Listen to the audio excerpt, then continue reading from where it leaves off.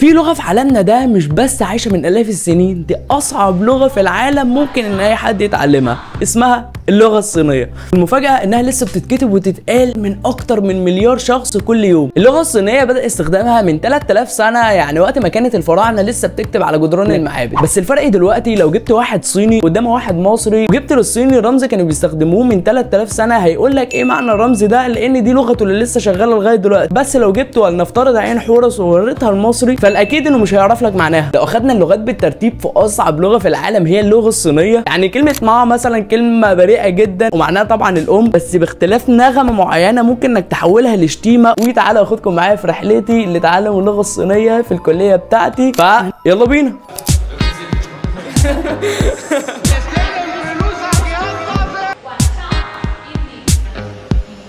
Ladies and gentlemen، اهلا وسهلا بيكم في فيديو جديد. انا الفيديو ده عامله بكميه عشوائيه رهيبه، نو ريسك نو فن. انا فضلت وقت كبير جدا افكر اعمل الفلوج ده ولا لا، بس خلاص رسيت على ان اعمل فلوج. فتعالوا اخدكم معايا في واحده من تجارب يومي، يوم عشوائي كده. ادي المسطره الرايقه وشنطتنا، ليتس دو ات.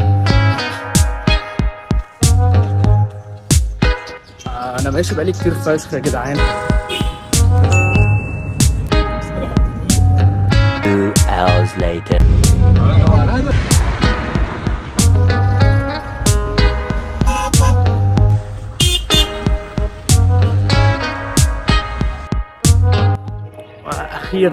اخيرا وصلنا يا جدعان.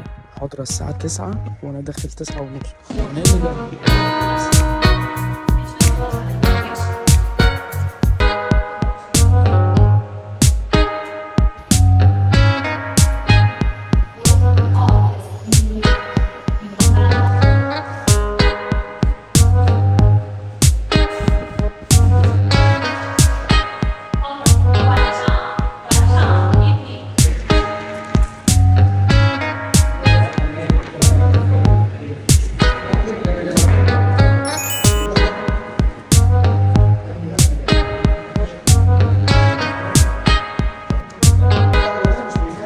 يا جدعان ده الصيني كده، وراهن ان حد فاهم من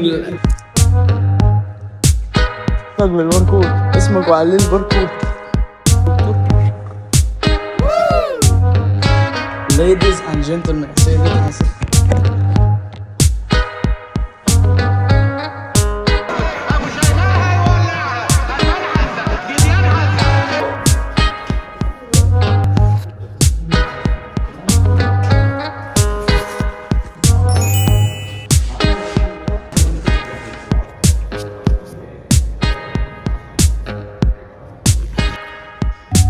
انا حاسس ان انا مخنوق. انا بعد فضلت ارسم بتاع ساعتين 3 وفي الاخر جبت في اللي انا رسمتها دي 4، وجبت في الواجب اللي انا طلع عين اهلي امبارح فيه جبت 5.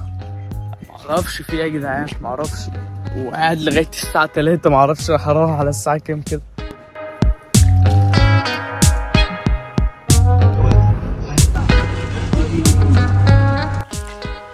حتى الحلاق اللي كنت رايح له طلع قافل. لسه داخل البيت حالا.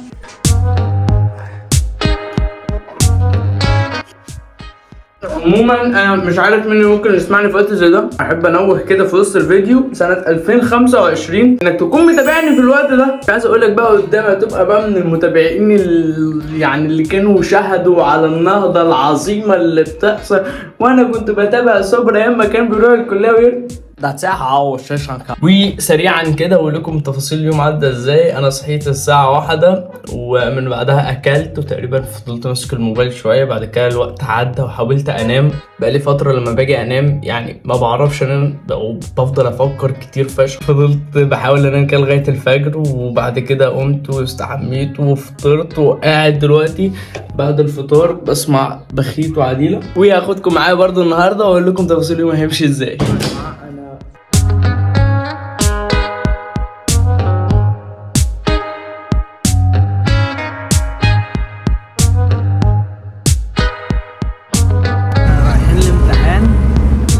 على شرح ChatGPT اللي شرحه لي في الميكانيكا مش اكتر.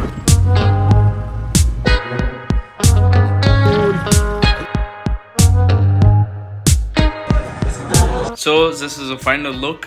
بصوا يا جدعان انا خلصت خلاص، ودي كانت نهاية يومي البسيطة المتواضعة. بصوا بس عشان نختمها صح، كوباية الشاي بتاعتنا جميلة رايقة. اليوم كان مليان أحداث كتير، أولهم إن أنا صحيت فطرت عملت الشتات، بعد كده اتزنقت في المواصلات 2.5 ساعة، خلصت وامتحنت ورجعت، وبعد كده رحت الحلاق استنيت عنده بتاع 4 ساعات، بعد كده لسه راجع. فدي بتبقى أحداث يومي.